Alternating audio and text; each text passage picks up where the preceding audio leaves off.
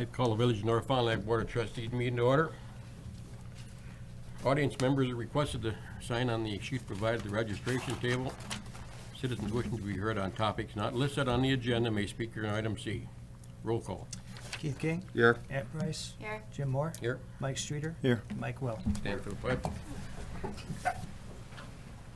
Allegiance to the flag of the United States of America and to the republic for which it stands, one nation, under God, indivisible, with liberty and justice for all.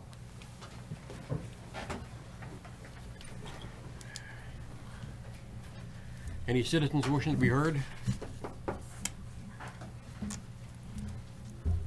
Okay, They're going to speak on Public hearing, probably. yeah, you can speak on the, when we come up with the public hearing. Okay? All right, anybody else? Okay. If not, first of our announcements. Presentation of the Wisconsin Rural Water Association Operator of the Year Award to David Goldapsky. I think we have Kelly Thompson from Rural Water here to help with that presentation. If you want to kind of stand by the podium, if you want that, just got a microphone there. Thank you. Thank you for getting me on your agenda early. Appreciate it. I have another meeting to go to at 7 o'clock, so appreciate that. My name is Kelly Thomas from Wisconsin Rural Water Association. We do technical assistance for all water and wastewater systems in the state. I particularly handle a lot of the southeastern portion of the state. So with that, we have a large conference in March, and we do all our awards there. But I'll just go on with the presentation right now. Since 1989, Wisconsin Rural Water Association has recognized those in the state of Wisconsin that demonstrate excellence in the water and wastewater industries. These awards are presented at the annual technical conference in La Crosse in March. Nominees are nominated by their peers from the industry, and all nominees are considered and judged by the Wisconsin Rural Water Association Awards Committee. This committee is also made up of a panel of water and wastewater system operators, business members, and rural water staff. The Operator of the Year Award is presented to certified operators that work for Wisconsin Rural Water Association members' systems to maintain regulatory compliance, protect the environment, and provide excellent service to their customers. Wisconsin Rural Water Association divides the state into 5 districts to better represent the state with our board of directors. Awards are also given in each district. District 2 represents 17 counties in southeastern Wisconsin, including Fond du Lac County, which consists of 202 water system members.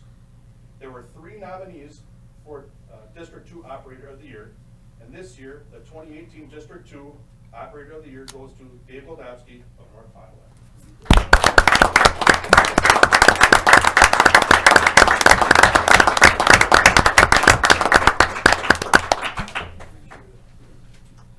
Guys, I appreciate it very much. I just wanted to say a few things.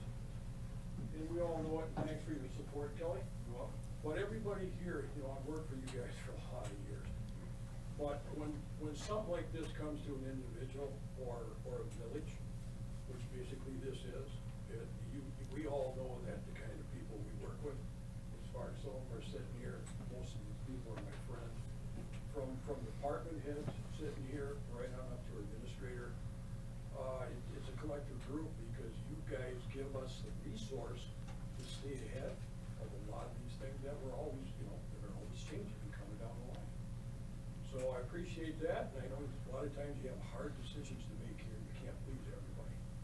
But this is quite a surprise, and I'm honored by it, but it also reflects upon every one of you guys, including the great crew that I work with and a heck of an office staff, managers, right on down, and that's sincere. I truly mean that. Thank you. I appreciate it. Thank you.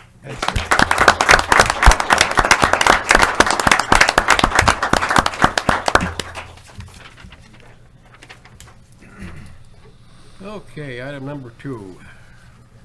We got a proclamation. I don't know if I'm going to read it all, but it's proclaiming April 15th through to April 21st as Municipal Treasurers Appreciation Week. I think this is something new I haven't seen in the past, but whereas the office of the municipal treasurer is time-honored and a vital part of local government, that impacts the day-to-day life of citizens throughout the state. And whereas the municipal treasurers provide the necessary financial information to government bodies and agencies at the local, county, and state levels. And whereas the municipal treasurers administer the procedures and keep the financial records that allow governing bodies to carry out their public function efficiently and confidently. And whereas all municipal treasurers are the official custodians responsible for proper management and investment of public funds. And whereas the 1,853 municipal treasurers and the 72 county treasurers work together to collect all the property taxes for their own municipalities and counties, as well as their local schools, technicolities, and state. And whereas the municipal treasurers continually strive to improve the administration and responsibilities of the office of the municipal treasurer through participation in education programs, seminars, workshops, and conferences across Wisconsin. Therefore, I, Scott Walker, Governor of the State of Wisconsin, do proclaim April 15th through the 21st, 2018 as Municipal Treasurers Appreciation Week throughout the state of Wisconsin, and I commend this observance to all of our citizens.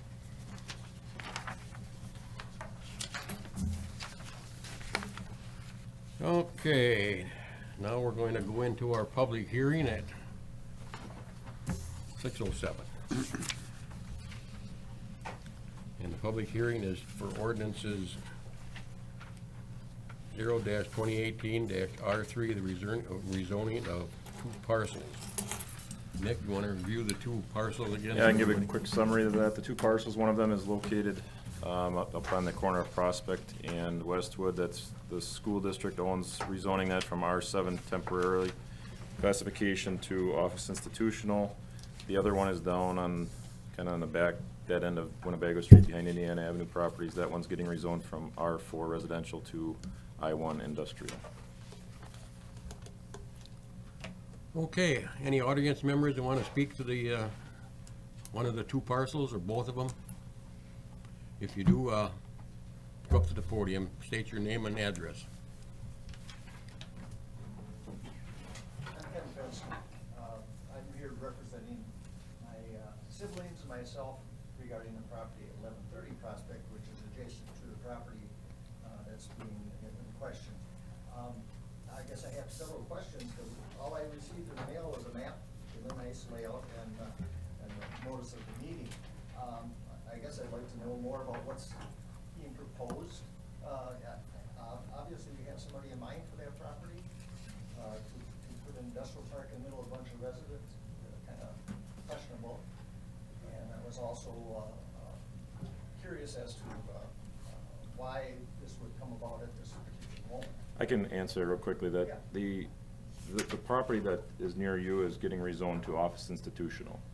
The property on Winnebago Street is getting rezoned to industrial. Okay, So- well, that's something that was understood, so. Yeah, and that might have just been, it was put together, these 2 were put together, but the one by you is rezoning to office institutional to make it similar to what, because the school district owns it. Mhm. They're using it for stormwater facilities for the football field right now, part of Yeah, it. there's a big- So that's really where it should be at this point, because that's what it's being utilized for, is office institutional. Okay, so is there, nobody's going in? No, there's no plans right now of anything.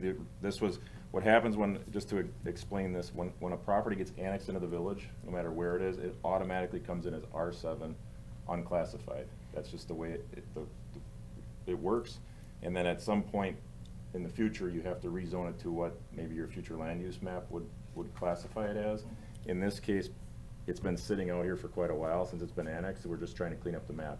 So it was actually a request from the village to the school, asking them to rezone this to office institutional, because that's its current use Okay, in our eyes. okay, so there's nothing really going. There is going in no, there at this the point, moment? there is no plans of anything happening there. As far as I know, we actually requested this. Okay, all right, that was pretty much a question, is it kind of strange to get things in the mail, and you don't know exactly what's Yep. going on? So you want to know, so we can make a better judgment as to what we want to do on Yep. the property. Okay, thank you. Thanks, Ken. For the second time, anybody else have anything to say about the ordinance on these 2 properties? Third time, is there anybody that has anything to say on these two properties? If not, I'll close the public hearing at 6:10.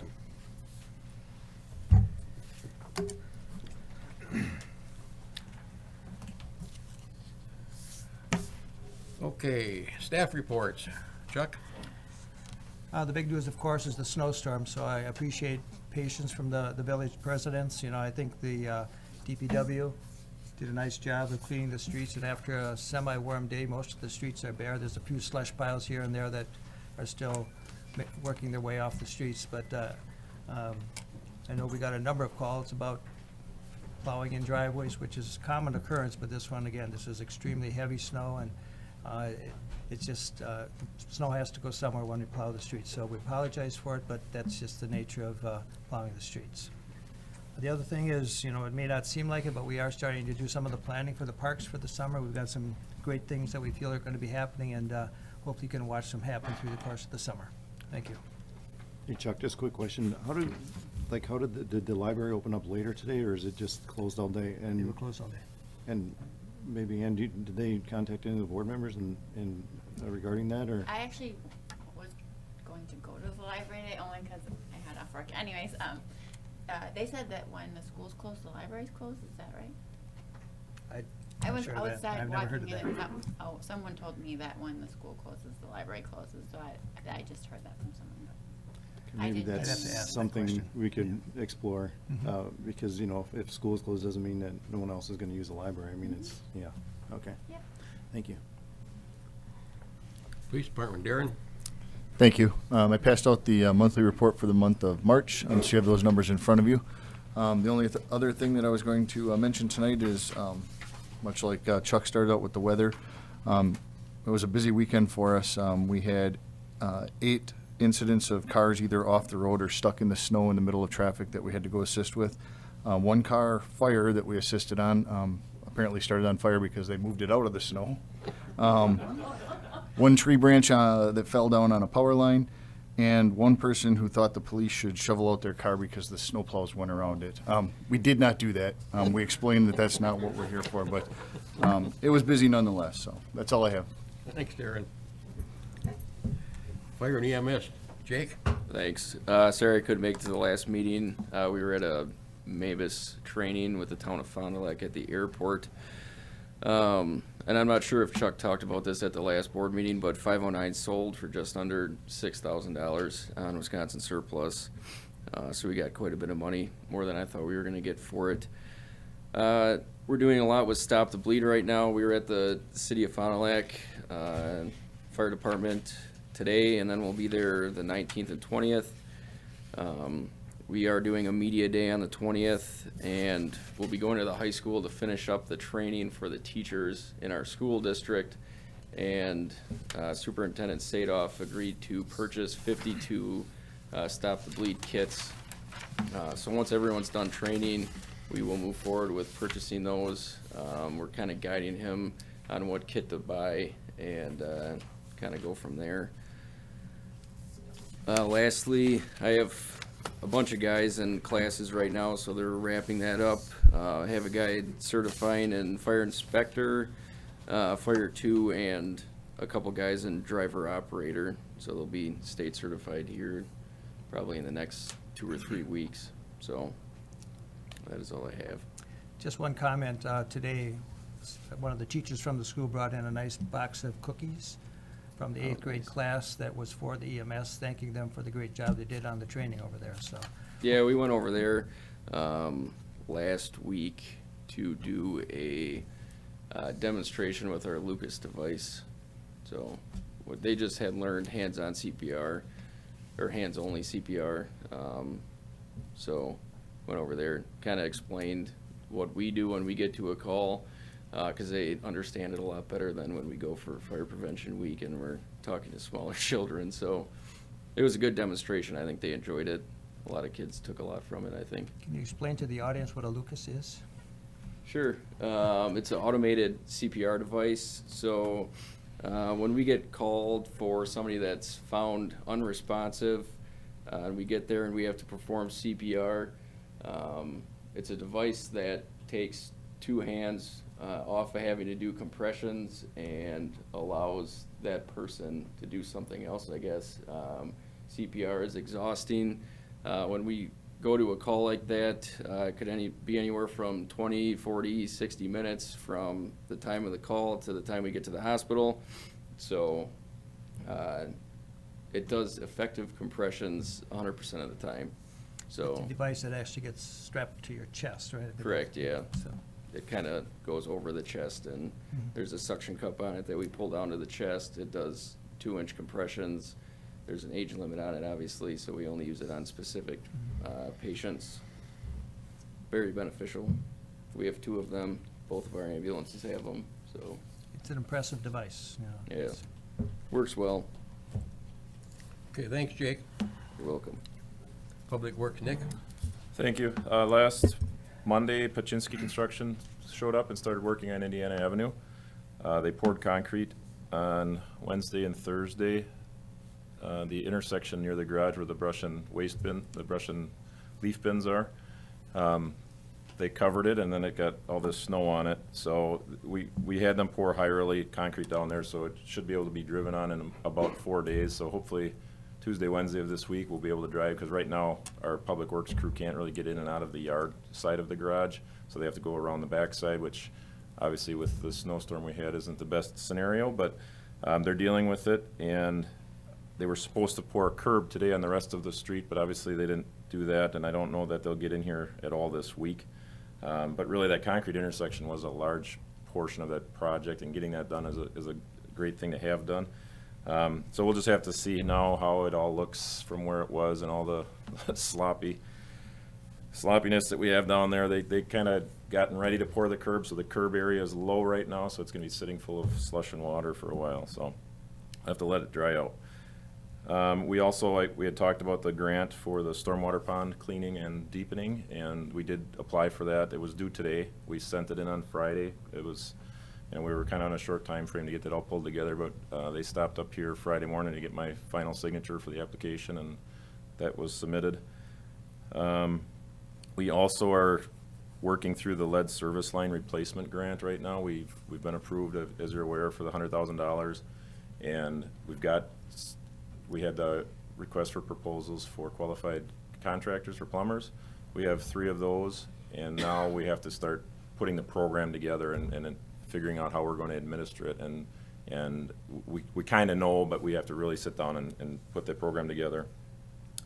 And then lastly, I attended the Plan Commission meeting on Tuesday night where we had talked about both of these ordinances, along with, there was some discussion about looking at the parking requirements for certain vehicles in the village and in residential districts that we're gonna be looking at again in the future. That's all I have. Thanks, Nick. Okay, consent agenda. Approve the minutes of the following village board meeting, April 2nd, 2018, and then approve invoices and authorize checks to be drawn in the respective funds. General fund, $181,137.94.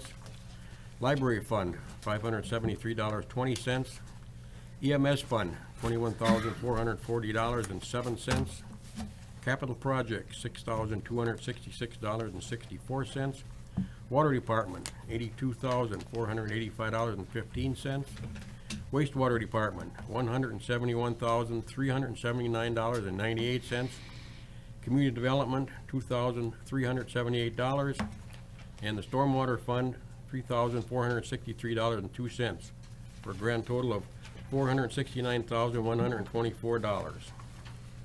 Motion to approve the consent agenda. I'll make that motion to approve as read. Second? Motion by Will, second by Streeter to approve the consent agenda. Questions or discussion?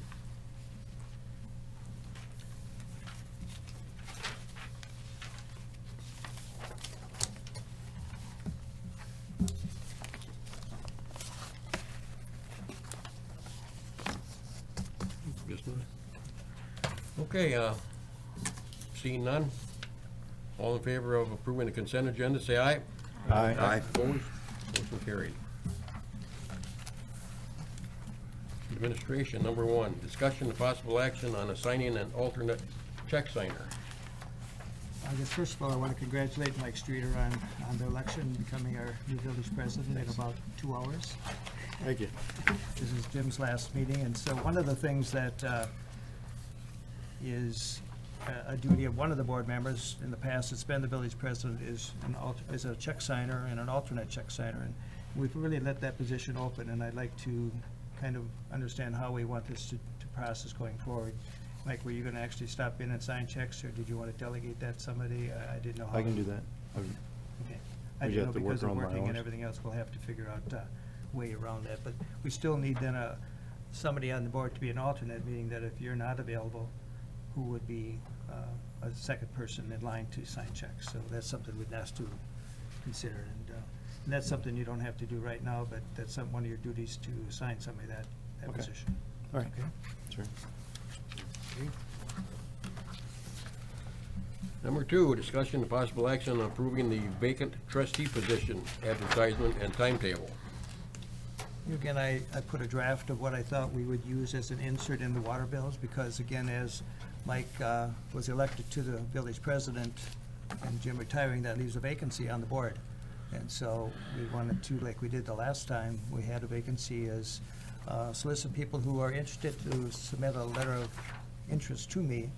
And I wanted to talk it over with the board as to maybe the timetable. The water bills will probably go out probably the week of the 30th. So we're looking at about a week and a half out. And so 2 weeks. And so this is the letter that would go in it. So depending on that, when did you feel that the cutoff would be, and what's the timetable of, interviewing people who had submitted letters? You got the cutoff I- already. It's pardon? you get the cutoff already, right? The 14th, right? Well, that was just that I put on this is Okay. in a draft, so if Right. that's what you want to go, the 14th of May would be the cutoff. And then from then, it would be up to the board and we can determine when you would want to meet and do interviews later, but I just wanted to make sure we have this available to put in as an insert into the utility bills. Do we want to go sooner, like May 7th is a cutoff? I mean, folks are either going to do it or not, That's fine. And then just move the process, get someone on, if the board is all right with that. I think that's a good idea, just because like, if we do it on the 14th, the next meeting's on the 15th, we wouldn't have another meeting. Oh, I guess we'd have a meeting on the 21st, right? Yes. That would be, yeah, either one's fine, then it Yeah. doesn't matter.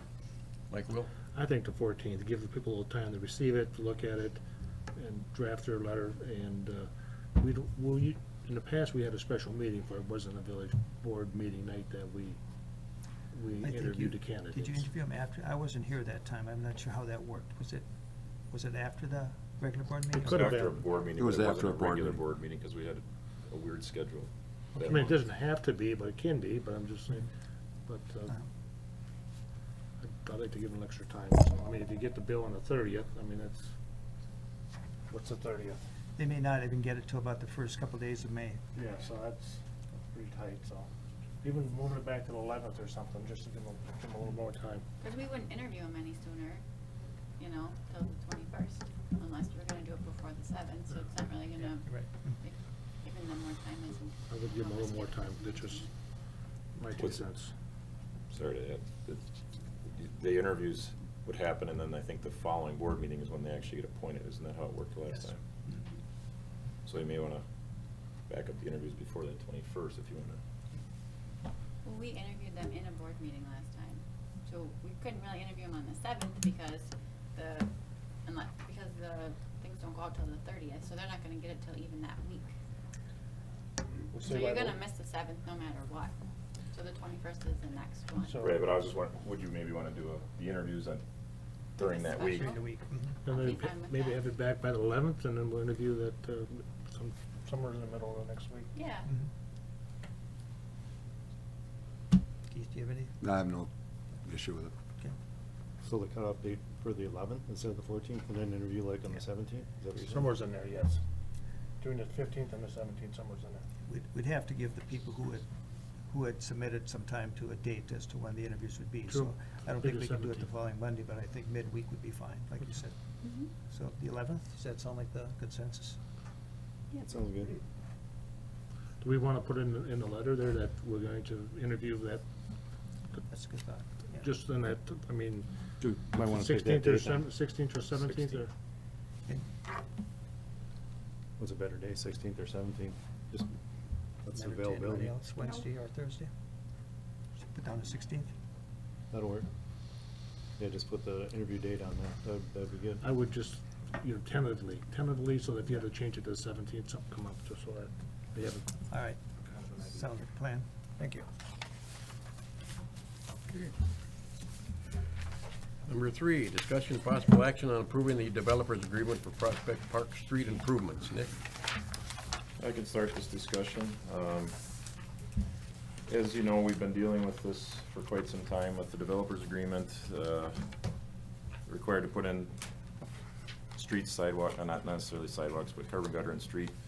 And based on the developer's agreement we had, it really wasn't ever enforced in the past, but we've dealt with this long enough. We've been dealing with it for 3 or 4 years now, actually, that we've been trying to get these roads built.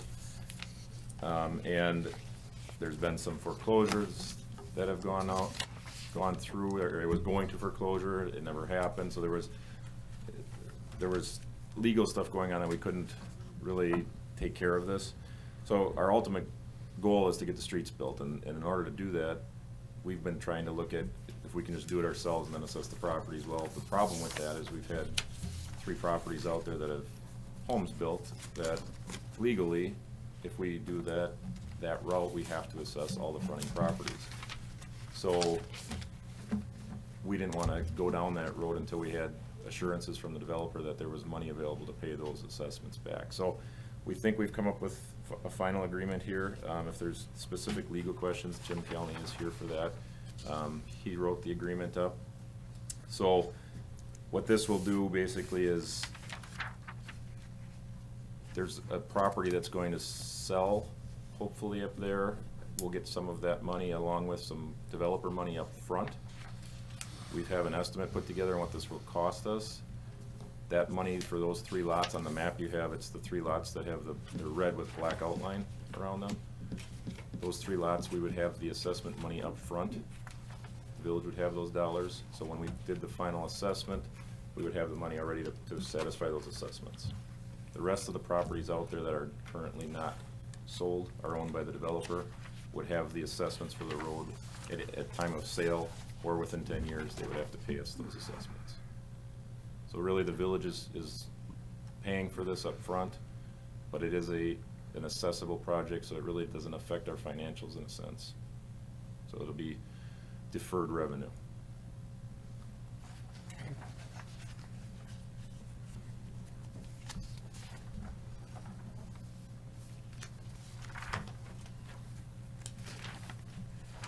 We got any questions for Nick? Did I summarize that all right, Jim? Mike Will? Just, I mean, I'm sure I read this right, but we're just paying for the asphalt, right? We're just, none of the previous road improvements and stuff like that, that was all done. At this Curb and point, gutter. it needs curb and gutter, it needs some fine grading, a little bit of gravel probably to touch it up, and asphalt. Wasn't that number like $100,000 or something? Wasn't I that? thought it was in the 70s. 70s? No, it's 100, and I don't have it in front of me now. No, I'm just saying, that was kind of number that? Yeah, it is. Do we have a I mean, ballpark, what we'll get kicked back from the 3 lots? I mean, It's $29,000. That includes outlots too, because he has to pay us for the outlots. so it might be down to 70 with, It's 26, right around 26,000 for those 3. so it might come down to 70 after we Yeah. we get our. I apologize, I've had that number in my mind for a long time, but I haven't looked at it recently. One of the other things that happens with this contract too is the right-of-ways and the ponds will be deeded to the village. They'll be deeded too? Yeah, they get deeded to the village, Is that normally how it's done? yes. I mean, after it's probably It completed? should have been, the outlots should have been already, but they haven't, and the right-of-ways are given to the village after the improvements are basically given to the village once they're put in. Just as a side note, the North Fontaine Optimists are kind of anxious for that to happen because they want to build a dock, in a sense, a handicap dock off of the Optimist Park for onto that pond and stock the pond and things too. So it's kind of like we really can't really do it because the village doesn't own it yet. So I think it'll open up that option too. When do you expect, if it approves or moves forward, when do you think it might happen? So this is all prior to April 27th, the date of sale for this property. This has kind of come together very quickly here. It's taken 3.5 years to get here, and we've pulled it together pretty quickly here in the end. This property I was speaking of that's going to probably sell, closing date's April 27th. So on April 27th, before that date, we would have this $15,000. On that date, we would get the additional 20 from that sale. So do we have a lien on all those properties? Will the village have any kind of, you know, say if this, I guess I don't know. I guess when they sell them, I mean, what's our assurances that we'll get our money? Yeah, why don't you just say it?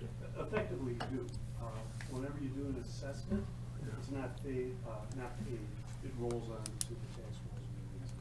So right now, you're gonna have a deferred receivable that has to be paid when the property's sold or within 10 years.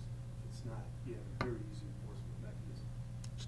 Stays on the tax roll and against the property.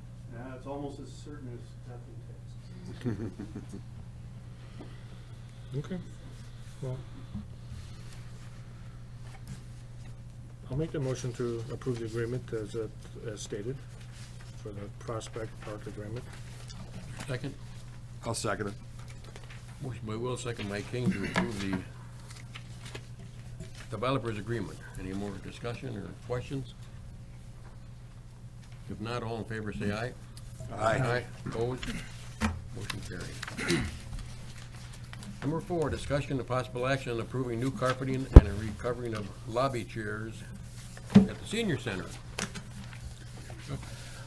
Well, as at the last spring election, you have to move furniture around for, you know, voters and everything else. And I think that we've been noticing the carpeting in the senior center is getting fairly stained. And we've tried all kinds of efforts to clean it, and it just doesn't work. And so not only is the carpeting need of replacement, but there's chairs in the lobby too. And I've put pictures in or photos in your packets too, just to show how bad a condition those are too. And so I'm asking if the board would consider going ahead and replacing the carpeting and recovering those chairs. And I think I also put a little bit of a explanation as to how the funds actually work in the community center, whereas people reserve the community center and pay the deposit, that goes into, in a sense, a community center checking account, so that when the renter comes back, we can write them a check for the deposit if everything is cleaned up. So it's the excess then is just the rental property and that rental fees. So as that continues to grow, after a while, we take that excess or that funds out of that checking account and actually put it in the general obligation budget funds. Right now, there's probably $15,000 that we're going to take out of there and put into our general obligation because of that's where it ends up. So in reality, some of that money, I myself feel that it should stay there and keep the facility, you know, up to date. And so I'm recommending that we go ahead. I'm guessing, you know, at the time I put this cover letter together, wasn't quite sure. I put down about $2,000 for the carpeting and $100 per chair. The $100 per chair is good. I think the $2,000 for the carpeting might be a little shy. It might be close to $3,000. So it'll be similar to the carpet that we've got in here. We recarpeted the boardroom just recently, and I think it looks very nice. Where everybody tends to go with squares now, so if there's a stain they can't remove, you just take out a 2-by-2 foot square and put in a new piece and don't even have to worry about it. So I think it's the community center and the senior center are heavily used, and I think we should keep up that standard of making it look pretty nice. I just got one quick question. Every year, every budget, there's something like for the senior center, like $2,500, $2,600 is for that tile work, or? Well, that's- this last time we had put that for chairs, for tables. Yeah. Because in the community center, they had those tables that probably weighed 75 to 80 pounds a table.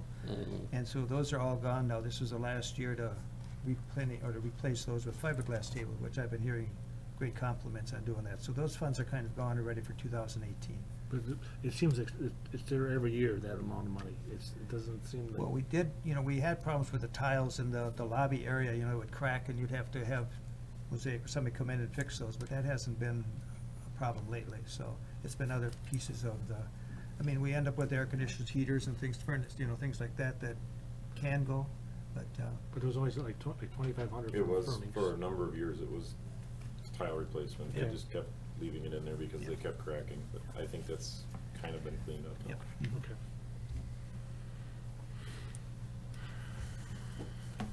Okay. Any other discussion or questions? If not, I need action on it. need a motion.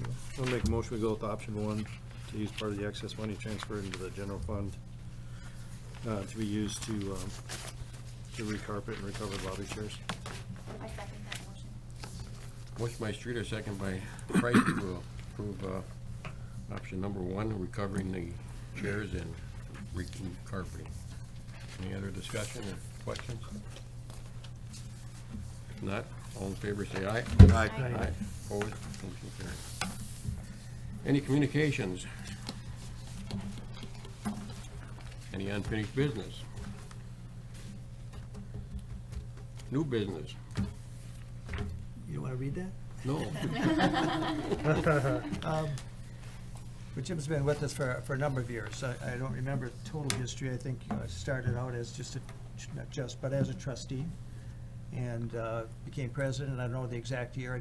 I know it's been 13 years as he's spent his whole stint here with the village, and I'm sure he's seen a lot of change, not only in the village but on the board itself. And so we thought we'd give Jim a little bit of a going away appreciation.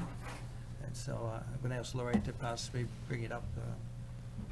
It's not a set of keys or anything like that, but and so I appreciate everybody who's coming tonight. I know it's both for Dave and for Jim, but I appreciate everybody for coming. So.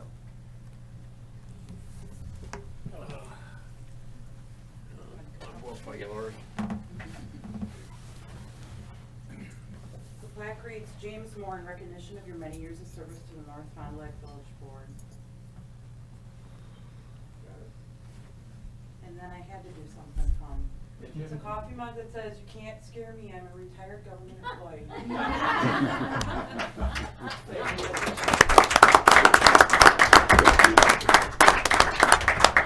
I just want to say that I've enjoyed these last 13 years working there, all this department heads and all the staff, work with my fellow board members and everything, and I'm probably going to miss a lot of it, but I'll stop in occasionally just to make sure you're running on the straight. With cookies, right up on you. Cookies and meat. With cookies? And meatballs. Cookies and meatballs. Yeah. Okay, thank you.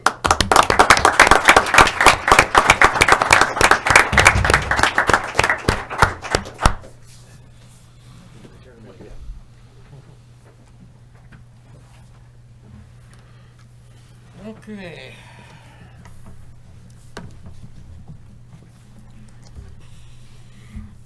Any old business? Okay, we had the discussion on the ordinance, O-2018-03. Need a motion to approve that ordinance. I make a motion to approve ordinance O-2018-03. I'll second. Motion by Price, second by Will to approve the ordinance. Roll call. Keith? Yes. Ann? Yes. Jim? Yes. Mike? Yes. And Mike? Yes. Okay.